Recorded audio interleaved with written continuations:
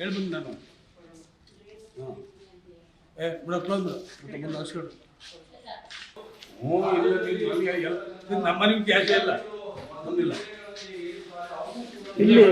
ಇಲ್ಲಿ ಎಷ್ಟು ದಿನ ಗ್ಯಾಸ್ ಇಲ್ಲ ಸರ್ ನಿಮಗೆ? ಗ್ಯಾಸ್ ಆರ್ಡರ್ ಮಾಡಿದ್ರಿ, ಇವತ್ತು ಆರ್ಡರ್ ಮಾಡಿದ್ರಾ? ನೆನ್ನೆ ಮಾಡಿದ್ದೆ, ಇವತ್ತು ಕೊಡ್ತಾವ್ರೆ. 2 ದಿನದಿಂದ ಬುಕ್ ಮಾಡಿದ್ದೆ ಸಿಲಿಂಡ್ರ್, ಗ್ಯಾಸ್ ಸಿಲಿಂಡ್ರು ಬಂದಿರಲಿಲ್ಲ. ಮಕ್ಕಳಿಗೆ ಅನಾನುಕೂಲ ಆಗುತ್ತೆ, ಊಟಕ್ಕೆ ತೊಂದರೆ ಆಗುತ್ತೆ ಅಂತ ನಾನು ಗ್ಯಾಸಲ್ಲಿ ಒಲೆ ಮಾಡಿಸ್ತಿದ್ದೆ. ಇವಾಗ ಗ್ಯಾಸ್ ಸಿಕ್ಕಿದೆ, ಇವತ್ತಿಂದ ಮತ್ತೆ ಗ್ಯಾಸಲ್ಲಿ ಅಡುಗೆ ಮಾಡಿಸ್ತೀನಿ ಮಕ್ಕಳಿಗೆ. ಒನ್ ಡೇ ನನ್ನ ಬ್ಯಾಕ್ ಡೇ ಒಂದೇ ದಿನ ಮಾತ್ರ. ಇವತ್ತಿಂದ ಕೊಡ್ತಾ ಇದ್ದಾರೆ, ತಂದುಬಿಟ್ಟು ಇವತ್ತು ಗ್ಯಾಸಲ್ಲೇ ಮಾಡಿಸ್ತೀನಿ. ಇವತ್ತು ಏನು ಹೇಳಿ, ಸ್ಟೂಡೆಂಟ್ 300 ಜನ ಇದ್ದಾರೆ. 300 ಮಕ್ಕಳು ಇರೋದ್ರಿಂದ 1 ಗಂಟೆಗೆ ಊಟ ಕೊಡಲೇಬೇಕು. ಗ್ಯಾಸ್ ಬುಕ್ ಮಾಡಿ ಬಂದು 3 ದಿನ ಆಯಿತು.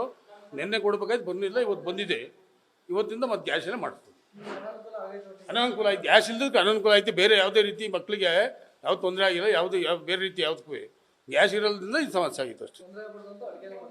ಅದೇ ಅಡುಗೆ ಮಕ್ಕಳು ಅದರಲ್ಲೇ ಮಾಡಿಸ್ತೀನಿ. ಹುಡುಗರು ಮಕ್ಕಳು ತೊಂದರೆ ಆಗುತ್ತೆ ಅಂತ ಟೈಮಿಗೆ.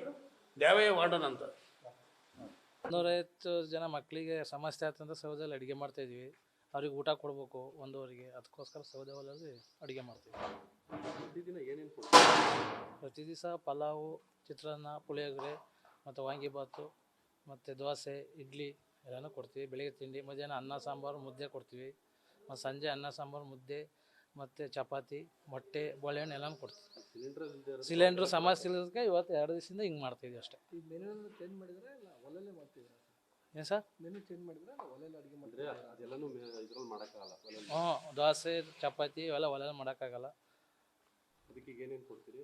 ಈಗ ಪಲಾವು ಮತ್ತು ವಾಂಗಿ ಪಲಾವು ಮತ್ತು ಮಾಮೂಲಿ ಅನ್ನ ಸಾಂಬಾರು ಮುದ್ದೆ ಕೊಡ್ತೀವಿ.